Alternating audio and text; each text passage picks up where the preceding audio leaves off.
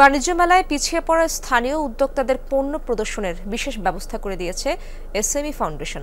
অংশ নিয়েছেন ক্ষুদ্র উদ্যোক্তারা। বলছেন ব্যবসা বাণিজ্যের বড় আসরে তাদের অংশগ্রহণ আগামীর পথ চলতে উৎসাহ যোগাবে, বাড়বে ব্যবসার পরিধি, পণ্যের গুণগত মানে মুগ্ধ ক্রেতা ও দর্শনার্থীরা। ফাউন্ডেশনের কর্মকর্তারা বলছেন প্রশিক্ষণের পাশাপাশি পণ্য বাজারজাতেও ভূমিকা রাখছেন তারা। জেনেক্সে শিফট করো, লাইফকে লিফট করো। বাণিজ্য মেলায় ক্রেতাদের আকৃষ্ট করতে বাহারি পণ্যের পোস্টার সাজানো হয়েছে এসএমই প্যাভিলিয়নে। স্থান পেয়েছে হাতের তৈরি পোশাক, হ্যান্ডিক্রাফট, চামড়া পাট ও প্লাস্টিক পণ্য, জামদানি ও মসলিন শাড়ি। দেশীয় পণ্য কিনতে প্রতিদিনই ভিড় জমাচ্ছেন দর্শনার্থীরা।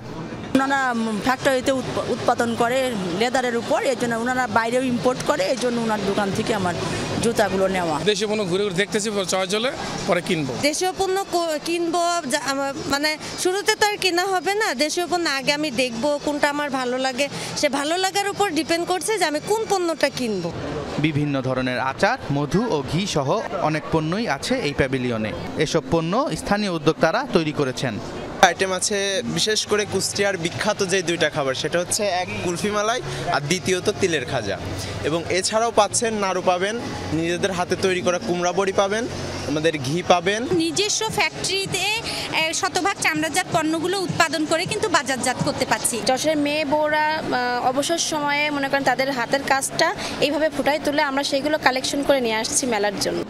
এসএমই ফাউন্ডেশন বলছে স্থানীয় পণ্য বাজারজাতে বাণিজ্য মেলা বিশেষ ভূমিকা রাখছে।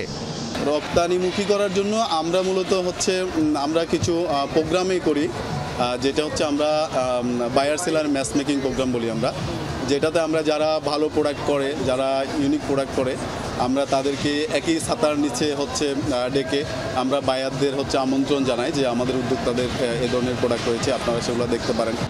এসএমই ফাউন্ডেশনের প্যাভিলিয়নে 11 জন ক্ষুদ্র ও মাঝারি উদ্যোক্তা তাদের পণ্য প্রদর্শনের সুযোগ পেয়েছেন। সোবহান চৌধুরী, যমুনা নিউজ, ঢাকা।